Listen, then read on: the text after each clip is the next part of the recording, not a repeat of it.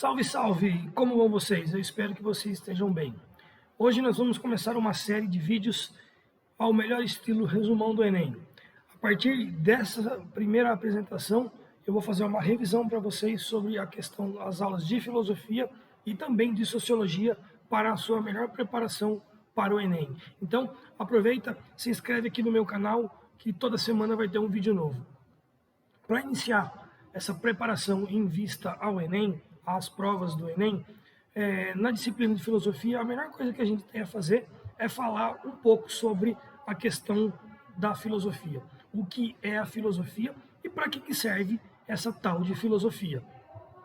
Dessa forma, então, para que iniciemos esse caminho, eu gostaria de mostrar para vocês e que nos atentássemos que a filosofia ela pode ser vista nessa questão do seu significado de duas formas. Então, tá aí para vocês um mapão, um resumão do Enem, que vai mostrar que a filosofia pode ser vista de uma maneira prática e de uma maneira teórica. Ou seja, aqui do meu lado, o que é a filosofia, eu vou tentar mostrar o que é a filosofia, o que é a disciplina da filosofia na questão teórica. E, enquanto isso, do outro lado, e de melhor sorte ou de outra sorte, a gente vai tentar entender para que serve a filosofia. Ou seja, na prática, o que é a filosofia. Então, nós vamos trabalhar com essa questão da filosofia sobre duas óticas, sobre dois paradigmas, sobre duas formas de enxergar a filosofia. Primeiro, enquanto disciplina, a filosofia ela nada mais é do que uma ciência do campo do conhecimento, ou seja, é uma ciência que busca a explicação sobre a existência humana. Dessa forma, então, já nos diriam lá atrás os primeiros filósofos que tentavam uma superação da visão mitológica, ou seja, uma visão que procurava explicar as coisas tendo como base o quesito e uma ordem sobrenatural das coisas.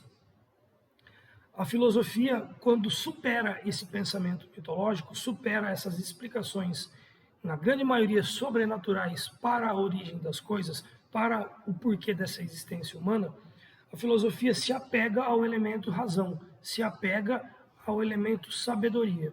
Dessa forma, então, esses primeiros filósofos, nós teremos uma aula depois só para falar sobre eles são denominados amigos do saber. Por quê? Porque eles nutrem uma amizade, um amor pela sabedoria. Então já nos resta dizer que a palavra filosofia, ela significa, se dividirmos ela em dois, ela significa amigo do saber, amante da sabedoria. Então, assim nós temos um desenvolvimento de uma disciplina e de outras subdivisões que a filosofia vai ter, que é tratada como uma ciência do saber, criado por esses primeiros filósofos, que depois vão ser chamados de pré-socráticos ou filósofos da natureza, e eles vão, como eu disse, se afastar das explicações sobrenaturais, sobretudo que existiam na mitologia grega, e eles se dirigem à razão, ou seja, eles buscam elementos da sabedoria, da razão e do conhecimento para a explicação sobre a existência humana. Assim, então, surge o que nós chamamos de filosofia ocidental. Por que ocidental? Porque fica muito claro que existe também uma filosofia oriental, mas essa filosofia oriental, ainda hoje, ela é muito apegada às questões do sobrenatural. A filosofia, ela se afasta da mitologia justamente por se afastar também do elemento sobrenatural, dando ênfase a partir de então ao elemento da razão e da sabedoria propriamente dita. Muito bem, muito fácil, todo mundo entendeu, então eu creio que agora eu posso falar um pouquinho sobre a parte prática da filosofia. Eu falei sobre o que é filosofia na teoria, enquanto uma disciplina que pode ser lecionada, que pode ser dialogada nas salas de aula. Por que dialogada? Porque eu entendo que não se ensina filosofia. E se a gente não consegue ensinar filosofia, a gente entra no lado prático dela. Filosofia para quê, então, cara pálida?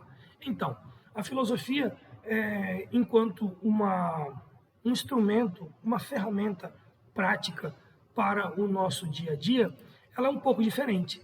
Por quê? Porque ela foge daquele rebuscamento que existe, ou dificuldades que existe na escola, na faculdade, na academia, e na vida prática eu quero saber no que isso pode ajudar o meu dia a dia, mano. Então, a filosofia na prática, no nosso dia a dia, ou seja, para que filosofia? Ela nos serve como uma das possíveis ferramentas que nos conduzem a uma reflexão crítica. Ou seja, essa filosofia no dia a dia, ela ajuda com que nós melhoremos a forma de pensamento.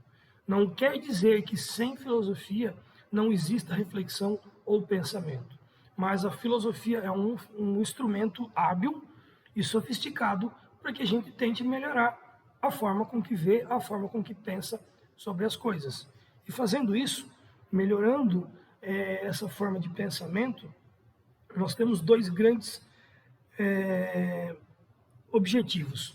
O primeiro, desenvolver a si mesmo, ou seja, desenvolver eu mesmo, a minha pessoa, e conhecendo a mim mesmo, inclusive, e ao mesmo tempo conhecendo o mundo, conhecendo a realidade fora da minha pessoa. Então, são duas áreas, são dois campos que a filosofia na prática vão nos ajudar a pensar sobre. Primeiro, sobre eu mesmo, e segundo, sobre o outro, as outras pessoas, a realidade e o mundo que nos cerca. Para isso, então, como está aqui, eu vou pôr na outra imagem que me parece que está melhor, essa está um pouco desfocada. Quando eu procuro conhecer a mim mesmo, nós temos logo de cara a lembrança de uma frase famosa que o Sócrates fala e ele leu no oráculo de Delfos. Essa frase diz assim: conhece-te a ti mesmo. Mas essa frase diz um pouco mais. Ela diz isso: conhece-te a ti mesmo e conhecerá todos os deuses e todo o universo. E dessa forma, então, nos resta uma pergunta. Nós sabemos quem somos nós? Ou seja, eu sei quem sou eu, você sabe quem você é? Então, essa reflexão crítica, essa busca de si mesmo, vai fazer com que nos perguntemos quem somos nós. E fazendo isso, ela vai iniciar um processo de busca, de conhecimento e de reconhecimento de nós mesmos ante ao mundo. Feito esse princípio de conhecimento das realidades, primeiro a minha realidade, o eu mesmo, o conhece-te a ti mesmo socrático, resta que é necessário também que nós continuemos essa busca dessa reflexão crítica do porquê existe uma filosofia na prática. Primeiro, eu disse para que conheçamos nós mesmos, e segundo, e não menos importante, para que a gente entenda melhor, para que a gente tente conhecer o mundo. Dessa forma, então, com a tentativa, com a busca de conhecer o mundo, nós nos deparamos com outro problema essencial da filosofia, que é a dualidade entre o que é real e o que é aparente, entre o que é falso e o que é verdadeiro, e entre o que o mundo nos apresenta de maneira concreta e o que o mundo nos apresenta de maneira simulada ou falsa. E nós falaremos disso em outras oportunidades, sobre esse estudo do mundo, sobre o binômio aparência e realidade. Dessa forma, então, para que a gente continue entendendo para que a filosofia serve na prática, o porquê dessa reflexão crítica que se faz necessária, dissemos que é para que conheçamos nós mesmos, para que entendamos melhor o mundo. Por quê?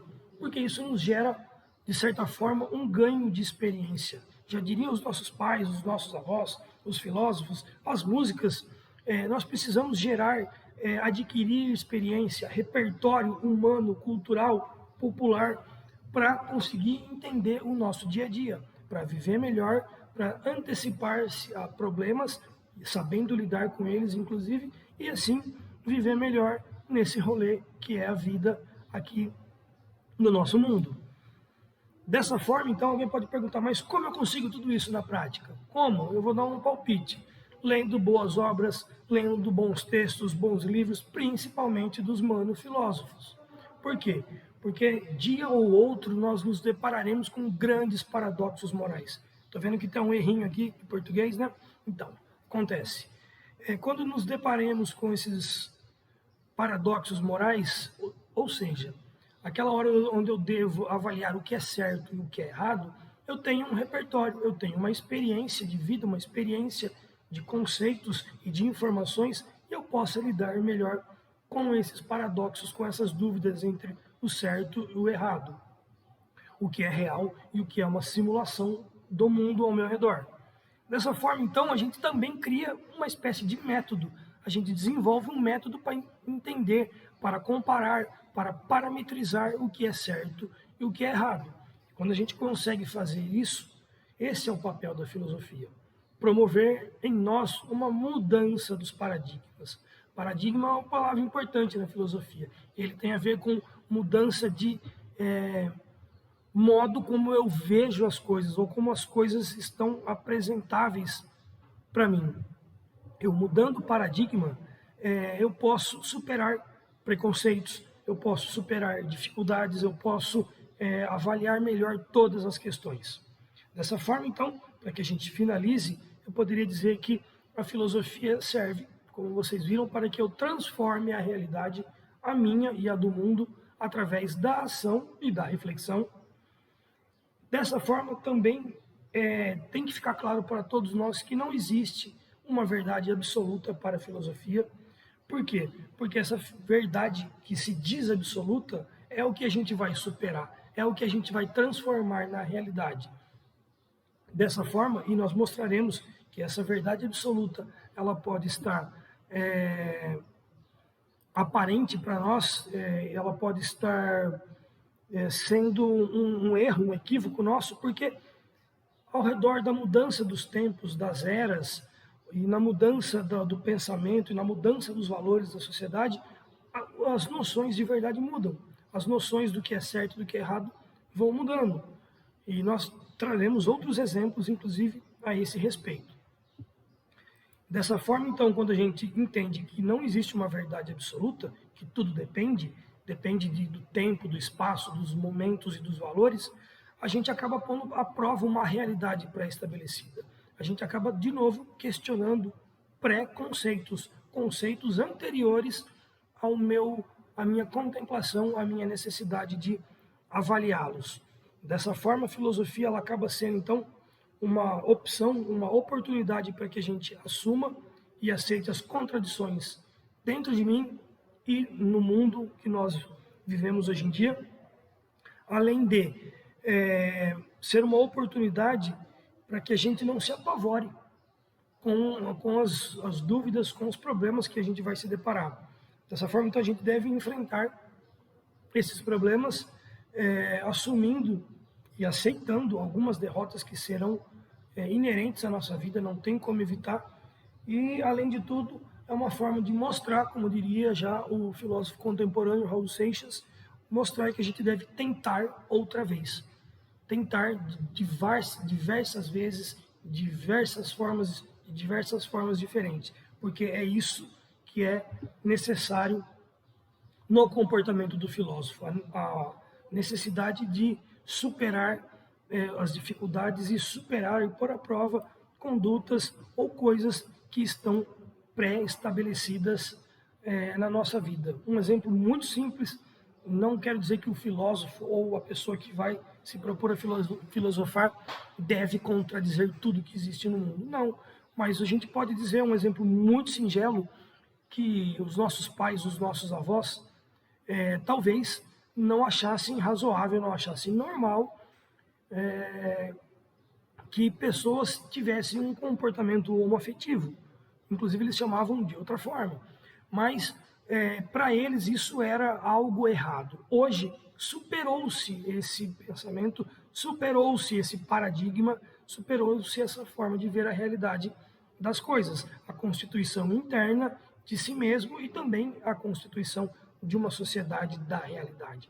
E hoje, nós entendemos de maneira muito mais aberta, embora com algumas dificuldades ainda, os comportamentos, os relacionamentos homoafetivos, como uma mais pura normalidade. Pois é, isso é o papel da reflexão, isso se deu apenas devido ao papel da reflexão, da superação de conceitos, de preconceitos e de normas pré-estabelecidas. Esse é o papel, então, da filosofia, ajudar nesses problemas, nesses paradoxos morais aos quais a gente acaba se deparando vez ou outra. Para que a gente continue, eu vou pôr rapidinho apenas uma ilustração da forma como a gente vai trabalhar nas próximas aulas de resumão do Enem. A ideia é que a gente trabalhe, e eu gosto muito disso, que a gente trabalhe com uma coisa que chama-se linha do tempo. Eu trabalho com linha do tempo na filosofia. Então aqui eu tenho um rascunho de uma linha do tempo feita. Existem alguns modelos semelhantes, parecidos, mas não iguais e nem tão bons quanto esse que eu fiz. Por quê? Porque aí eu coloco de maneira sucinta 3 grandes disciplinas das humanidades. E isso vai ser interessante para que você, nas suas aulas de preparação do Enem, acompanhe filosofia, sociologia e história. Então, a parte mais alta aqui da linha do tempo, a gente vai tratar dos momentos espera um pouquinho. Aí aqui. Vai tratar de uma perspectiva filosófica, aqui em cima, e a gente começou aqui, ó, no porquê estudar filosofia. Vai aparecer aqui os primeiros filósofos daqui a pouquinho. Na parte de... E aqui, escrito nesse verde, qual é a ênfase desse período, dessa era da filosofia. E embaixo aqui, vocês estão vendo em vermelho, em preto, informações que são necessárias ou que são importantes na área de história. Então, mais ou menos aí a gente vai encontrar o que está acontecendo na filosofia, ao mesmo tempo o que acontecia numa perspectiva da disciplina de história, numa perspectiva histórica. E notem que lá no finzinho aqui, onde eu estou com o cursor agora, o surgimento de uma outra disciplina da área de humanidades, também muito importante para o seu exame do Enem, a sociologia. Então a ideia é que quando falemos nas próximas aulas sobre esses períodos, sobre pensadores que são sofisticados para a filosofia, a gente vai lembrar de alguns fatos históricos que acontecem e aconteceram nesse período, e lá também a gente vai mostrar o surgimento da sociologia a hora que chegar a vez dela, ok? Então, a ideia é fazer esse apanhado filosófico, histórico e sociológico nas nossas aulas, é claro que com uma ênfase maior na filosofia e também na sociologia. A história apenas vai nos nortear, vai nos encaixar nesses períodos sobre os acontecimentos filosóficos e também depois, no momento oportuno, o surgimento da disciplina de sociologia. Lembrando que alguns filósofos são sociólogos, alguns sociólogos filósofos. Então, eu vou terminar por aqui dizendo que na próxima aula a gente vai retomar de novo essa linha do tempo e vai falar sobre um primeiro grupo de filósofos aceito com esse nome, inclusive, né, que são os filósofos pré-socráticos, os filósofos da natureza ou ainda os filósofos da physis, da área da física, ok? Eu espero que vocês tenham gostado. Qualquer dúvida, escreve aí embaixo. Se inscreva no meu canal, aqui. Se inscreva no meu canal e nos vemos na próxima oportunidade, ok? Fui!